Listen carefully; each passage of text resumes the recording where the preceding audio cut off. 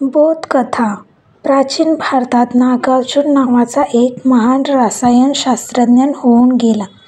त्यांना एक सहकार्याची आवश्यकता होती. 2 तरुण या कामासाठी त्याच्या मुलाखतीला आली. म्हणे, आचार्यांनी दोघांत एक पदार्थ दिला व त्यापासून एक विशिष्ट रसायन करून आणायला सांगितले. 3 दिवसाचा अवधी दिला.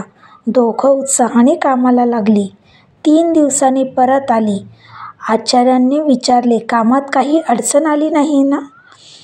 पहिला अभिमानाने म्हणाला, आईला ताप होता. वडील पोटदुखीने हैराण झाले होते. भाऊ पडल्यामुळे हाडाला मार लागला होता.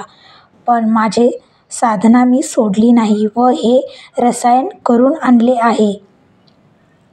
हे ऐकून दुसरा म्हणाला, आचार्य क्षमा असावी. मी घरी जात असतो. वाटेत एक वृद्ध रुग्ण दिसला. निर्दयी होता बिचारा. त्याला औषधोपचार करून त्याची व्यवस्था लावण्यात वेळ गेला. आपण दिलेले काम पूर्ण करू शकलो नाही. कृपया आपण 2 दिवसाची सवड द्यावी.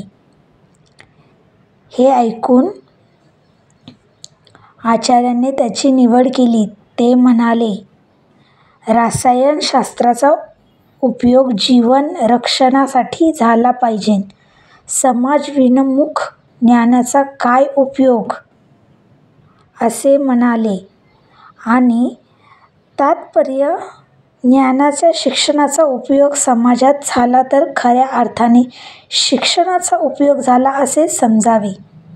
ही बोधकथा तुम्हाला आवडली असेल तर चॅनलला नक्की सबस्क्राईब करा आणि हो, बेल आयकॉनला क्लिक करायला विसरू नका. अशाच नवीन बोधकथा ऐकण्यासाठी. धन्यवाद.